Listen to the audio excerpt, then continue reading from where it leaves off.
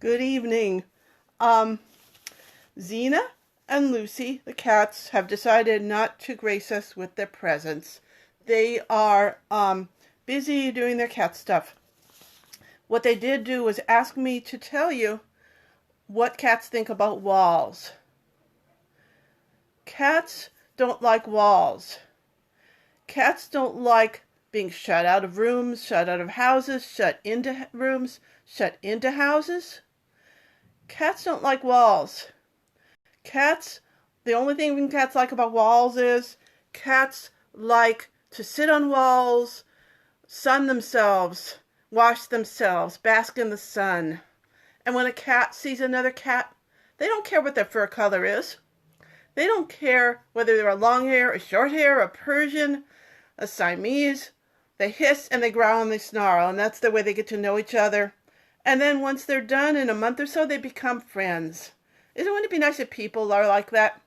Cats only care about having warm food in their bowl, having a warm place to sleep. Cats only care about having a roof over their head. And they wish that people and cats all had that.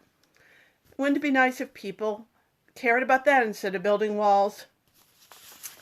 And what I want to do is start off with a poem by Emma Lazarus. I think you know this poem. Not like the brazen giant of Greek fame, with conquering limbs astride from land to land, here at our sea-washed sunset gates shall stand a mighty woman with a torch, whose flame is the imprisoned lightning, and her name, Mother of Exiles. From her beacon hand glows worldwide welcome. Her mild eyes command the air-bridged harbor that twin cities frame. Keep, ancient land, your storied pomps, cries she, with silent lips. Give me your tired, your poor, your huddled masses yearning to be breathe free. The wretched refuse of your teeming shore.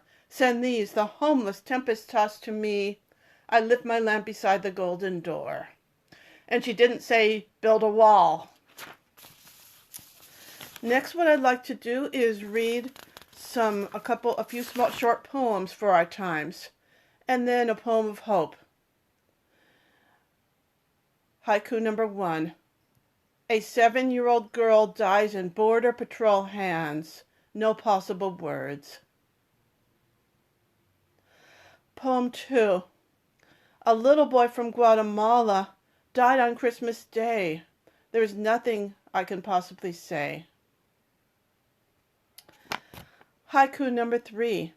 A light is no more, lost to us a child's small dreams, our grain indifference. This is also about the 7-year-old child who died. Oh, and we have been greeted with Xena Gabrielle. Hi, say hi, Xena. Xena Gabrielle is a warrior kitty, and she does not like walls. Isn't that right, Xena? I'm going to now read a poem of hope for our times.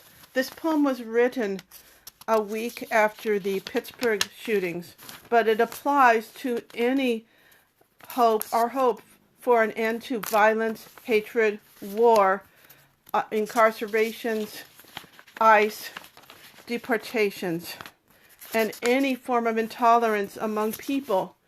Any form of intolerance that forgets that every human life is sacred and of infinite value. This poem is called Hope. My hope is not a feather. And my hope is not a feather. It doesn't sail through the air, carried on a sweet spring breeze. It doesn't sail, it doesn't fly. It isn't cast aside by a bird soaring high. My hope is not like that. Sometimes my hope is a green sliver of sea glass, worn, smoothed by battering in the waves, and I want to look into it to see the light shining through. Sometimes my hope is sand, hot and dry and light, and I want to bury my aching hands in it. Sometimes my hope is wet and cold, and I want to trace a prayer with my finger that will not be washed away. Sometimes my hope is driftwood left on the beach after a long journey, and I want to ask it to tell me its story. Sometimes my hope is an ocean wave depositing gifts for me and ripping away what I no longer need, and I want to ask it to carry me out to sea, but I never do. Sometimes my hope is a stone that I found covered with soil, the soil of Mother Earth, and I want to hold it as I walk heavily on the ground. And sometimes my hope is a shell, and I want to crawl inside it and hide. I'm always picking up hope and dropping it again. Spirit of wind, spirit of sea, spirit of tree, spirit of earth, give me hope that I can carry. And let us all have hope that we can rebuild our country, not to be great, but to be loving and kind and truthful, that we can build a human race that doesn't need walls against anyone. And what I'd like to do, the following poem is by Percy Bysshe Shelley. It's called Ozymandias, and this poem I want to dedicate to our glorious leader. You will notice some similarities with his attitude. I met a traveler from an antique land who said, "Two vast and trunkless legs of stone stand in the desert, near them on the sand. Half sunk, a shattered visage lies, whose frozen and wrinkled lip and sneer of cold command tell that its sculptor well those passions read, which yet survived, stamped on these lifeless things, the hand that mocked them and the heart that fed. And on the pedestal these words appear, my name is Ozymandias, King of Kings. Look on my works, ye mighty, and despair. Nothing beside remains, round the decay of that colossal wreck, boundless and bare, the lone and level sands stretch far away." I wonder if Ozymandias built a wall or tried to. Mending Wall by Robert Frost. Something there is that doesn't love a wall, that sends the frozen groundswell under it, and spills the upper boulders in the sun, and makes gaps even two can pass abreast. The work of hunters is another thing. I have come after them and made repair where they have left not one stone on a stone, but they would have the rabbit out of hiding, to please the yelping dogs. The gaps, I mean, no one has seen them made or heard them made, but at spring mending time we find them there. I let my neighbor know beyond the hill, and on a day we meet to walk the line and set the wall between us once again. We keep the wall between us as we go, to each the boulders that have fallen to each, and some are loaves and some so nearly balls, we have to use a spell to make them balance.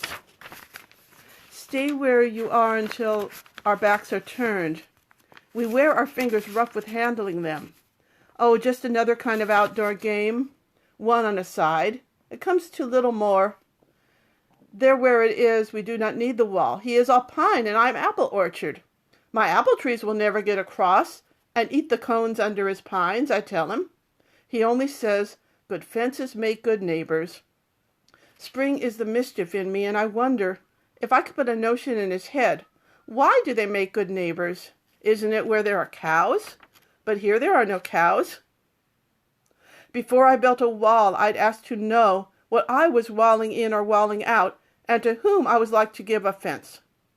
Something there is that doesn't love a wall, that wants it down. I could say elves to him, but it's not elves exactly, and I'd rather he said it for himself. I see him there, bringing a stone grasped firmly by the top, in each hand like an old stone savage armed. He moves in darkness, as it seems to me, not of woods only and the shade of trees. He will not go behind his father's saying. And he likes having thought of it so well, and he says again, good fences make good neighbors. I think that Robert Frost may have read his poem at the Berlin Wall when it was first put up.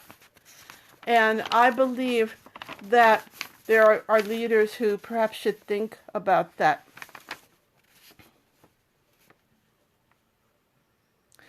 I would like to finally read a passage from our Declaration of Independence. You know that we were founded on rebellion. Of course, our founding fathers, our parents, as I'd like to say, instead of fathers, were often slave owners. They did not regard Native Americans as people, full people. They didn't regard women as full people. They certainly did not regard people of color as full people. They had their great flaws, and these flaws were built into our nation. However, they had ideals, and one of the ideals was to defeat tyranny, to not stand up to tyrants. And the last passage of the Declaration of Independence.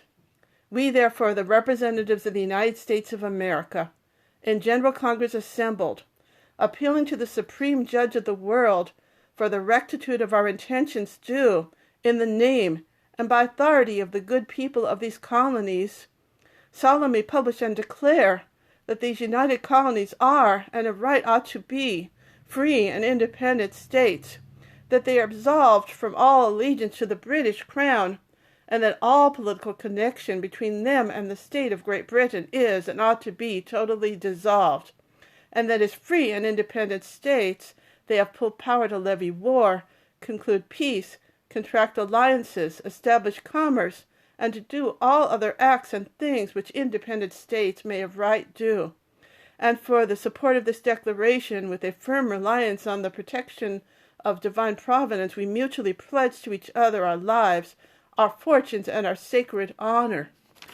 And we need to remember that when we're dealing with tyrants, it is very important to stand up to them and say, no, no, no, no fascist USA.